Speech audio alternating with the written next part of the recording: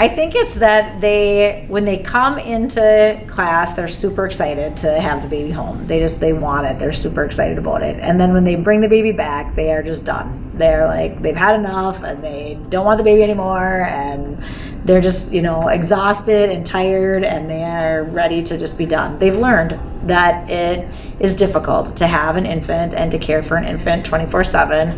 And, they've learned what I want them to learn from using it. So I do probably 1 to 2 days of in-class paperwork type stuff, going over the contract and talking about the simulator and talking about how it works. And then 1 day of hands-on, how does the baby work? They get to respond to it. They get to hear the sounds and learn how to respond to make the baby, stop crying or what have you. Yeah. Well, this is what I have found over the years, because I used to just do a weekend. And I found that kids can really handle missing sleep for 2 nights in a row. A lot of them do it on a regular weekend anyway.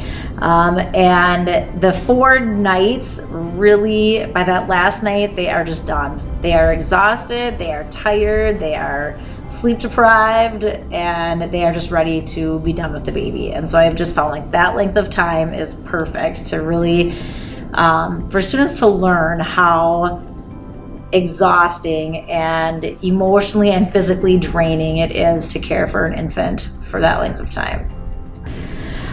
The community has been supportive, I think. I think the girls and boys really will tell me about reactions they get when they're out and about. And sometimes, people will think that the babies are real, and so then they'll have reactions if they're not treating the babies like they're real. But when they learn that they're, a project for school, I think community members have been pretty supportive and think it's a pretty neat project to do and a pretty great way for kids to learn and understand the demands of parenting. And I tell the kids not to clear their schedules, because I think that if you were ever to have a baby, you couldn't just clear your schedule to make that baby fit in. You'd have to adjust and find a babysitter from time to time and make room for the baby as well. So I allow the babysitter key, but I kind of keep an eye on how much they use it. I think the biggest measurement is in the reflections that they write afterwards and in the discussions that we have. The kids really seem to understand how demanding it is to have an infant and to be a parent. And I think they really get that they are not ready.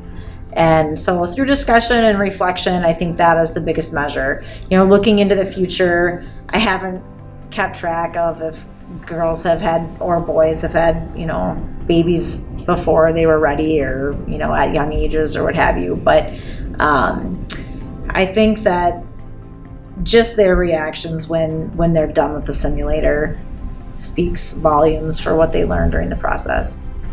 I think the advice I would give is just to communicate with the people around you. So communicate with the other teachers in your building, let them know what you're doing, let them know what your purpose is and why it's important for your students to have this experience. Communicate with administration, communicate with parents for sure about what's taking place and what their students are going to go through as a result of having baby home for multiple days, and just keep those lines open. The other thing I would say is just really utilize the training materials that come with the baby and make sure that students are well trained and that they know how baby works and how to respond to baby so that they don't get flustered or anxious when they have them home.